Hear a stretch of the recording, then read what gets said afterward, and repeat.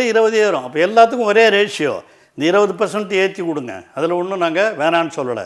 ஆனால் மக்கள் தொகையின் அடிப்படையிலே பிரிப்போம்னு சொன்னால் இதெல்லாம் வரும். அப்போ நீங்கள் என்ன பண்ணணும், தமிழ்நாட்டுக்கு 39 + 8 47 சீட்டு. இந்த 47 இடத்தை தமிழ்நாட்டிற்கு ஒதுக்கிவிட்டு அதை மக்கள் தொகையின் அடிப்படையில் நீங்கள் பாராளுமன்றமாக பிரிங்க. அதில் நாங்கள் வேணான்னு சொல்ல, அதில் தலையிடலை. ஆனால் மக்கள் தொகையின் அடிப்படையில் தான் ஒரு மாநிலத்தினுடைய பாராளுமன்ற இடங்களே ஒதுக்கப்படும் என்று சொல்வதைத்தான் நாம் எதிர்க்கிறோம்.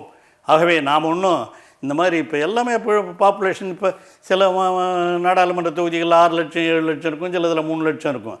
நமக்கு சீட்டை மொத்தமாக எத்தனையும் கொடுத்துருங்க. தமிழ்நாடு பூரா 39 8 47 20% உயர்த்தினா அவ்வளோதான் வரும்.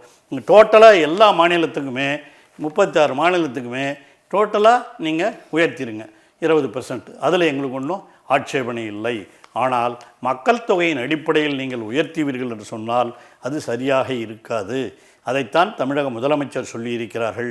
வாஜ்பாய் காலத்திலே 25 ஆண்டுகள் தள்ளி வைத்ததை போல் இதில் ஒரு தீர்மானமும் போட்டிருக்காங்க.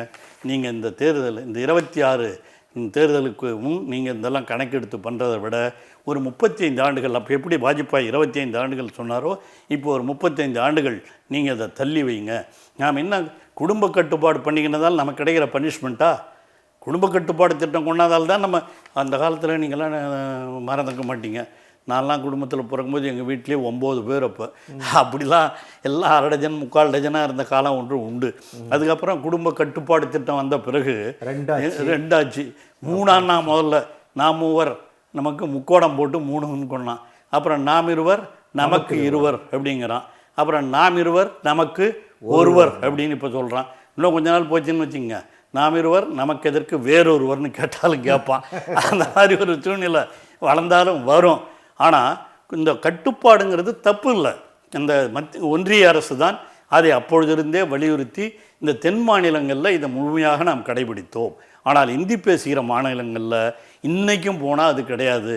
நாம் ஏன் 35 வருஷத்துக்கு அப்புறம் பண்ணுறோம்னா, அங்கேயும் இன்னும் கொஞ்ச நாளில் இந்த குடும்ப கட்டுப்பாடை நீங்கள் அமுல்படுத்தி அதன் மூலமாக மக்கள் தொகை குறையும். அப்போ நீங்கள் 35 வருஷம் சென்று நீங்கள் மக்கள் தொகை கணக்கெடுத்துட்டு அந்த அடிப்படையில் தொகுதிகளை பிரிப்பீர்களானால் எங்களுக்கு ஒன்றும் பிரச்சனை இல்லை என்று தான் தமிழக முதலமைச்சர் அவர்கள் நேற்று உரையாற்றியிருக்கிறார். அதற்கான தீர்மானங்களையும் நிறைவேற்றியிருக்கிறார்.